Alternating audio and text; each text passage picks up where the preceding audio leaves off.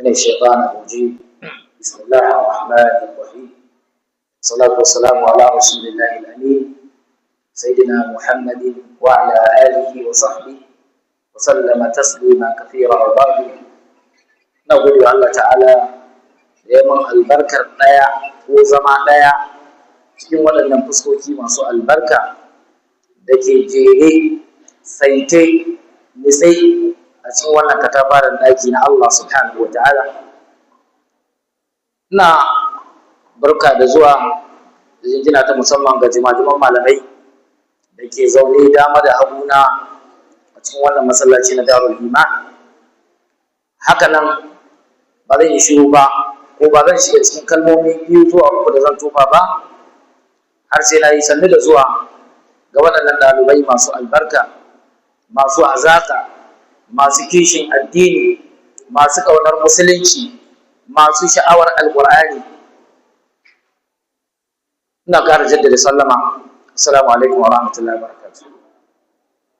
Babu shakka babban ni'ima ce ka tsinci kanka a matsayin ɗaya cikin mutanen da suka halarci wannan taro. Malam Fahir ya yi bayani a kaina, ya kambama ni, amma hakikanin al'amarin wato ni ɗan almajiri ne da yake neman karatu har yanzu. Kun san malamai suka ce al'ilmu salasatu asba, suka ce ilimi kamu uku ne. Kamu nawa ne ilimi jama'a? Uku. Ɗaya, biyu, uku. Suka ce wanda yake cikin kamu na farko, suka ce wannan sai ya girman kai.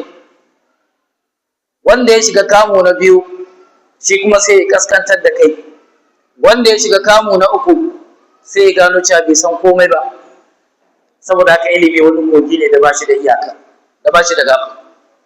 Da haka ni ɗin ɗan almajiri ne, kankani da yake neman ilimi. Ina fatan ku taya ni addu'a Allah ya bani.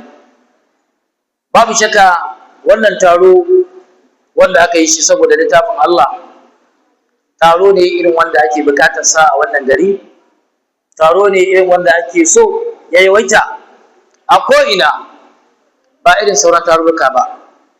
A tahowa ta kan hanya ta zuwa wajen ku a yanzu, na wuce wani taro da na gaya muku sai kun daɗe ba ku yi walwala ba.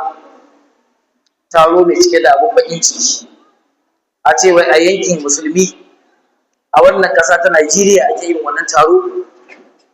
Wannan babban abun bakin ciki. Ba zan ko gaya muku taron ba dan kar in sosa muku zukatan, amma dai zan muku bishara cewa waɗanda ya kamata sai wani abu kai suna can, rundunar hizba na can tana nata kokarin akai. Ina roƙon Allah ya ba su sa'a.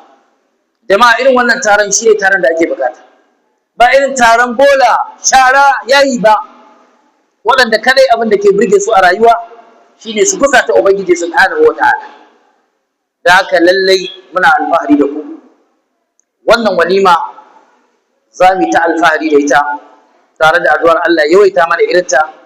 Wannan makaranta ta Rawdatul Rahman muna roƙon Allah ya ƙara albarkarsa a cikin ta. An ce taro ne na Alƙur'ani, kuma ba shakka haka ne, domin ga idanuwa nan wanda kana ganin su kasan sun saba kallon Alƙur'ani. Ina roƙon Allah ya dawwamar da su akan wannan abu. Allah ya sa kada kafafuwansu su zabe. Jiya na ja hankali akan a wani yanki kan wasu musibu da ke kewaye da ɗan adam wanda suke hana shi karatun Ƙur'ani. Ina roƙon Allah kada ya haɗa ku da wannan musiba. A ɓangaren maza akwai musifar ƙwallon ƙafa, a ɓangaren mata kuma akwai masifar kide-kide. Duk matar da ta ɗanƙame kide-kide ta ɗauke shi a matsayin abin yi, ta ɗauke shi a matsayin abin burgewa shine mafita, to lallai ka rubuta ka aje wannan matar ita da Qur'ani kuma bai bai. Haka nan duk namijin da ya ƙanƙame ƙwallon ƙafa ya rike ta ya ɗauka cewa ita ce nasara, to wannan ma rubuta ka aje da shi da Qur'ani bai bai. Saboda haka yan uwa, lallai Alƙur'ani littafi ne da ba za a ga daidai ba sai an rike shi. Ka yi wa kanka sutura tun kana da lokaci, kana da lafiya, kana raye, ka iya wannan littafin. babu ko shakka in ka kuskura ka mutu baka iya shi ba, ta wani malami ya ce wallahi za ka ci uban duka. Allah ya tsare mu. Saboda haka lallai a iya wannan littafi. Wannan littafi ne da yake gagara ba dau. Allah ya sauƙaƙa shi duk da irin yawansa, duk da irin girmansa, Allah sai sauƙaƙa shi don yana so a iya. Malamai barin da ya muku gaskiya, Alƙur'ani yadda Allah ya sauƙaƙa shi ko aya ɗaiɗai kake yi kullum, za a zo ranar da za a taru don a yi maka walima irin wannan. Aya ɗaiɗai ba wai sai ka yi shafi daidai ba, amma sai dai za a ɗan daɗe ko? Ƙwarai kuwa. Amma fa kana aya ɗaiɗai a shekara ɗaya ka tsallaka ka shiga cikin suratul Ali Imran, ka tsallake suratul Baqara a shekara ɗaya. Saboda haka wato za a gama shi, Allah ya sauƙaƙa shi. Ka duba irin yawansa. Malamai layi ɗaiɗai a ciki har nawa? 9,000. Shafi ɗaiɗai har guda 600. Ga wasalin fataha, ga wasalin kasara, ga wasalin damma, ga ɗauri. Tun ba za a ciki fal, ba za ka iya irga su ba. Malam za ka iya gaya mana fataha nawa ce a ciki? Kasara fa, damma fa. Wannan sai an zauna ko? Sai ƙwararru sun taru tukuna, sannan za a bambance. Da ma a samu wasu daga cikin su je sai saba mana fataha da kasara da ciki. Babu shakka ba karamin aiki ba ne wani. To a hakan Allah ya sauƙaƙa shi, sai kaga ɗan yaro ƙarami ya haddace. Yanzu gashi nan, gashi yara alhamdulillah an haddace Qur'ani, wasu sun taho sun yi rabi, wasu sun yi izu 40, ɗan ƙanƙanin lokaci suke jira su karasa. To Allah ya sauƙaƙa. Jama'a kun san me yasa aka sauƙaƙa shi? Jama'a an san me yasa aka sauƙaƙa Qur'ani? Saboda a yanke maka hanzari, kada ka je ka ce ban iya ba, yayi wahala. Kada ki je ki ce ai yayi matukar wahala, ya gagare ni. Duk yadda kake a filin yaƙi ne, kai soja ne, ba a ɗauke maka ba. Fagen kasuwanci ɗan kasuwa ne kai, ba a ɗauke maka ba. Dole sai ka iya Qur'ani. Saboda haka wallahi mu dage. Kai bari ku ji wani abin burgewa. Lokaci yayi, sallah ta taho, amma ina so ku sani. A satin da ya wuce akwai wani ƙwararren ɗan bal. Ina wanda bal ta hana shi karatun Qur'ani, yana ji na? Ko bai zo ba? Ina wanda bal ta hana shi karatu? Idan yana ji na bari fada. Ga babban ɗan ƙwallo can daga Maghrib, Morocco. Yana wakiltar Morocco a wasan ƙwallon ƙafa na duniya da ake a wannan shekara. Wannan ɗan ƙwallon in baka gane wane ne ba, shine Nasir Al-Misrawi Al-Maghribi. Ya yi sanarwa satin da ya wuce. Kun san me yace? Cewa yana sa ran idan aka gama wasan duniya da ake yi yanzu, zai koma makaranta ya haddace Qur'ani, dan yana fatan ya zama limami a wani masallaci cikin masallatan Allah. Da Allah ya masa kabara mana. Dan balle fa da shi ake lalata da kafasa a cikin badin da ake yin ta duniya. Amma ka ji mafarkinsa, ka ji burinsa. To ina ga kai kuma da in ma akwai wani abu naka da ya shiga cikin wannan wasan shine kallo, shi ma ta bayan gilashi. Ba ta bayan sikirin kaje kallo ba? To shi yana gun yanzu, da kafasa ake buga ta. Amma ga matakin da ya ɗauka, kai wani mataki za ka ɗauka? Wataƙila mata su ce to ai wancan namiji ne, mu kuma ba, me zai raba mu da kiɗa? Mu je mu karatu.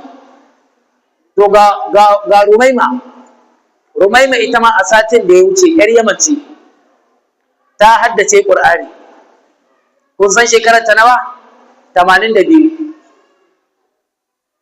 Shekara 82. Sannan wani abu da zai ƙara firgita mutum akan Rumaima shi ne Rumaima bata iya karatu ba, bata iya harufa ba, bata iya rubutu ba, bata iya karatu. Na san za ku ce to ta iya? Ta iya ne ta hanyar saurari kawai. Saurari. Wai da wanda zai iya karatu ta hanyar saurari, da wanda zai iya ta hanyar karatu, wanne ya fi sauƙi? Wanne zai fi samun sauƙi? Ta hanyar karatu. To ita dattijuwa shekara 82 ta hanyar ji, saboda bata iya baki ba, saboda ta yadda cewa zaman lafiyar ta shine ta san Qur'ani, bata yadda ta mutu ba sai da ta haddace shi kam ta wannan hanya. Da haka yan uwa muna fatan lalle a mai da hankali wannan littafin a rungume shi domin shi ne mafita. Hadisi ya tabbata daga Annabi sallallahu alaihi wasallam cewa lan tarji'u ila Allah bi shay'in ahabba ilayhi mimma ja'akum minhu. Ba za ku taba koma zuwa ga Ubangiji da wani abu da yake so ba, ko me za ka koma da shi zuwa ga Allah ta'ala ba zai so shi ba fiye da abin da ya zo daga wajensa. Menene ya zo daga gurinsa? Al-Qur'ani. Lan tarji'u ila Allah bi shay'in ahabba ilayhi mimma ja'akum min.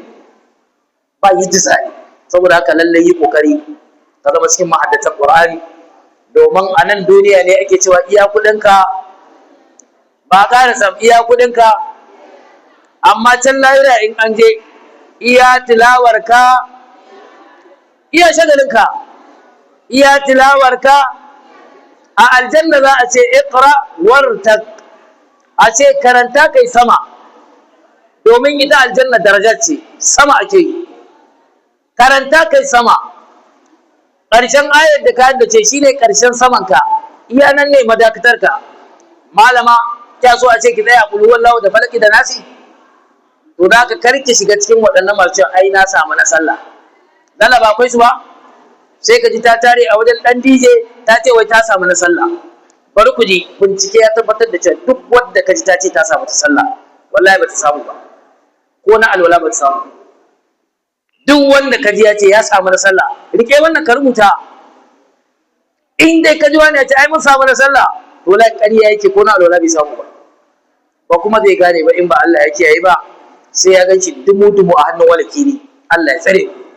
Anan zan dakata tare da yin addu'a ga wannan malami, Malam Muhammad Sani, bisa ƙoƙarinsa na kawo wannan babban ci gaba a cikin wannan al'umma. Allah ya saka masa da alkhairi, Allah ya ƙara buɗe tunaninsa, Allah ya ƙarfafe shi a gangan jikinsa, da kuma tallafa masa da abokan aiki na gari.